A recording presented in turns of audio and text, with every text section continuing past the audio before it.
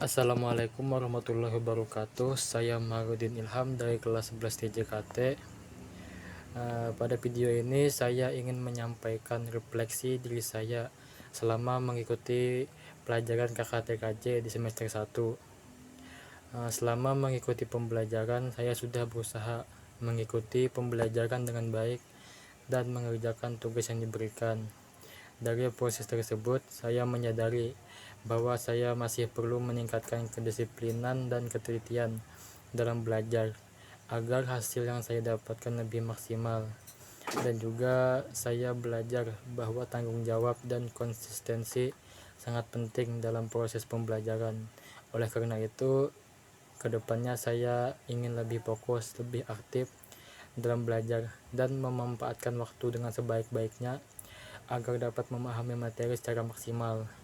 Saya berharap kedepannya saya bisa menjadi lebih baik lagi dalam sikap maupun hasil pembelajaran, serta mampu meningkatkan kemampuan saya di bidang yang saya pelajari ini. Demikian ini saja refleksi yang saya buat. Assalamualaikum warahmatullahi wabarakatuh. Di sini saya ingin nanya Pak, gimana tanggapan Bapak terhadap nilai saya yang lalai di semester lalu?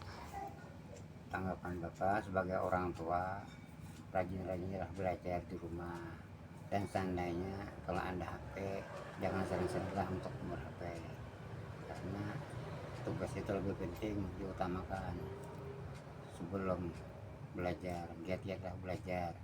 Itu aja pesan dari Bapak. Assalamualaikum warahmatullahi wabarakatuh. Saya Maharudin Ilham dari kelas 11 TJKT.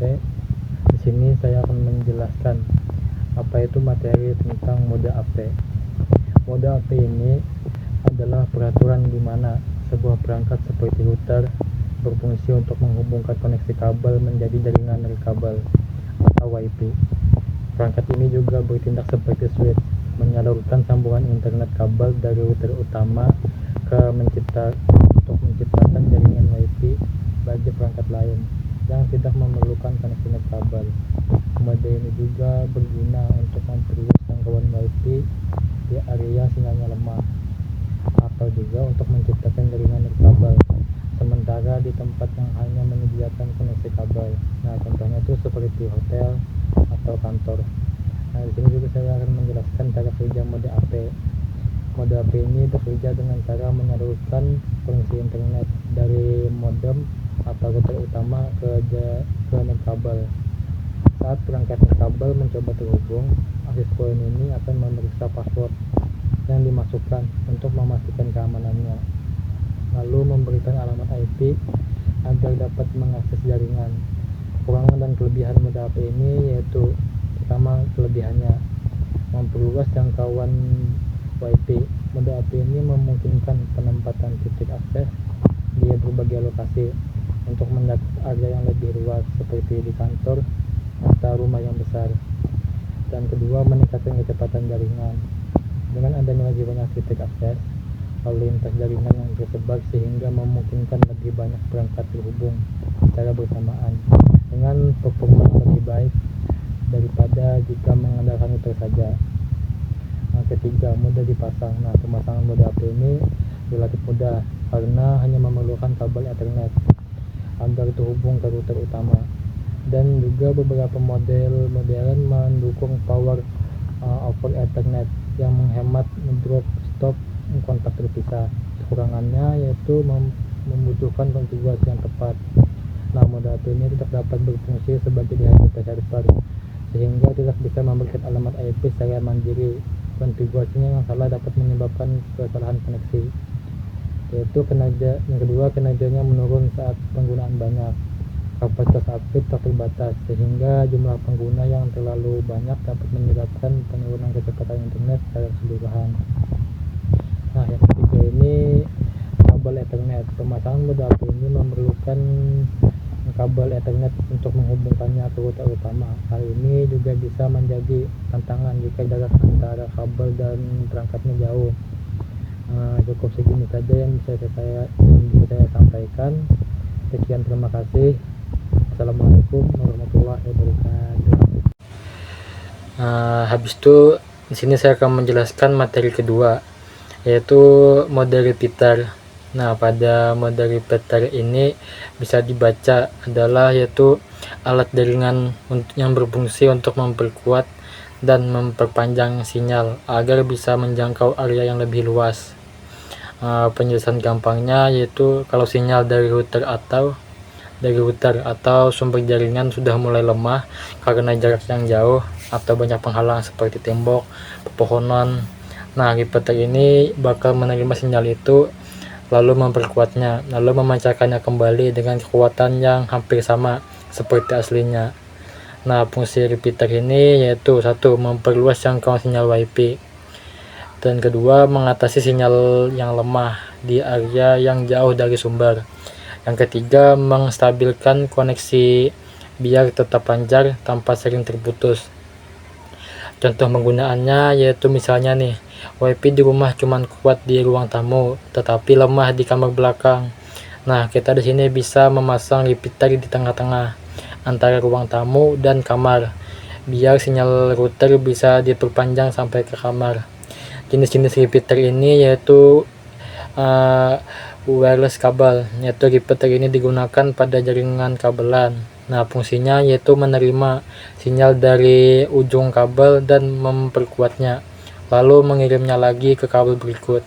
Nah, kedua, repeater nirkabel atau repeater wireless. Repeater ini dipakai pada jaringan WiFi atau nirkabel. Fungsinya menerima sinyal WiFi dari router utama lalu memancarkannya kembali agar jangkauan sinyal lebih luas. Ketiga yaitu repeater optik, digunakan dalam jaringan serat optik. Fungsinya yaitu menguatkan sinyal cahaya yang lemah saat menempuh jarak jauh melalui kabel optik. Nah, yang keempat, repeater telepon, biasanya digunakan dalam sistem komunikasi telepon analog atau radio. Nah, fungsinya ini yaitu memperkuat sinyal suara atau radio biar bisa menjangkau area yang lebih luas tanpa gangguan. Yang kelima, ada repeater satelit. Bagian ini dari repeater yang berkomunikasi lewat satelit. Fungsinya menerima sinyal dari bumi, memperkuatnya lalu mengirimkannya kembali ke area lain di permukaan bumi. Kelebihan dan kekurangan repeater yaitu kelebihannya, satu, memperluas jangkauan sinyal WiFi, kedua, menguatkan sinyal yang lemah agar tetap stabil, ketiga, meningkatkan kualitas koneksi di area yang jauh dari sumber sinyal. Kekurangannya yaitu satu, dapat menambah sedikit delay atau latency, kedua, tidak meningkatkan kecepatan jaringan internet, hanya jangkauan saja. Nah, ketiga, jika penempatan salah, sinyal bisa tetap lemah atau tidak stabil. Jadi kesimpulannya, repeater ini adalah perangkat jaringan yang berfungsi untuk menguatkan dan memperluas jangkauan sinyal agar data dapat dikirim lebih jauh tanpa mengalami penurunan kualitas. Dengan kata lain, repeater ini menerima sinyal yang lebih lemah dari satu titik, lalu memperkuatnya kembali dan mengirimnya agar lebih kuat saat mencapai tujuan. Singkatnya, repeater ini berperan penting untuk menjaga kestabilan dan jangkauan sinyal dalam jaringan komputer atau komunikasi. Nah, cukup ini saja yang bisa saya sampaikan. Assalamualaikum warahmatullahi wabarakatuh. Nah, pada video ketiga ini saya akan menjelaskan materi dari bridge. Nah, bridge ini atau jembatan jaringan adalah perangkat jaringan komputer yang digunakan untuk menghubungkan dua atau lebih segmen di dalam jaringan agar bisa berkomunikasi seolah-olah menjadi satu jaringan yang sama. Penjelasan gampangnya yaitu bridge ini bekerja di lapisan data link atau lapisan 2 OSE dan berfungsi untuk menyaring, meneruskan, dan memblokir data berdasarkan alamat MAC. Jadi bridge ini bisa membantu mengurangi kemacetan jaringan dengan hanya meneruskan data ke segmen yang benar-benar membutuhkannya. Fungsi utama bridge ini yaitu satu, membutuhkan beberapa jaringan lokal menjadi satu. Nah, kedua, lalu menyaring lalu lintas data untuk menghindari tabrakan data. Ketiga, yaitu meningkatkan efisiensi jaringan dengan membatasi broadcast. Contoh penggunaan bridge ini yaitu digunakan untuk menghubungkan dua jaringan LAN di dua lantai gedung agar komputer bisa di lantai 1 dan 2 bisa saling terhubung. Jenis-jenis bridge ini yaitu satu, transparent bridge, yaitu jenis bridge yang bekerja secara otomatis tanpa konfigurasi manual. Nah, bridge ini mempelajari alamat MAC dari perangkat yang terhubung dan meneruskan data ke segmen jaringan yang tepat. Yang kedua, di sini ada transitional bridge yang digunakan untuk menghubungkan dua jaringan dengan protokol yang berbeda, misalnya antara jaringan Ethernet dan token ring. Bridge ini menerjemahkan format data agar kedua jaringan bisa saling berkomunikasi. Yang ketiga ini source router bridge, biasanya digunakan untuk jaringan token ring. Bridge ini menentukan jalur data berdasarkan informasi root yang dikirim oleh sumber. Yang keempat ini adalah remote bridge, menghubungkan jaringan yang terpisah secara geografis menggunakan sambungan WAN, misalnya lewat internet. Berguna juga untuk menghubungkan dua LAN yang jauh jaraknya. Nah, kelima ini ada multi-port bridge, memiliki lebih dari 2 port seperti switch, lalu dapat menghubungkan banyak segmen jaringan sekaligus dan meningkatkan efisiensi lalu lintas data. Kelebihan dan kekurangan bridge ini yaitu kelebihannya, satu, memperluas jangkauan jaringan, mengurangi lalu lintas data, dan ketiga, meningkatkan kinerja jaringan, keempat, menghubungkan jaringan berbeda. Kekurangan bridge ini yaitu satu, memproses data lebih lambat, dan kedua, tidak cocok untuk jaringan yang besar, hanya jaringan kecil saja. Yang ketiga, bekerja di dua layar, tidak bisa diatur IP-nya. Yang keempat, lebih mahal dari hub dan repeater. Jadi kesimpulannya adalah bridge ini adalah alat yang membantu memperluas jaringan dan mengurangi kemacetan lalu lintas data dengan cara memisahkan jaringan menjadi beberapa segmen yang lebih efisien. Nah, cukup ini saja yang bisa saya sampaikan. Assalamualaikum warahmatullahi wabarakatuh.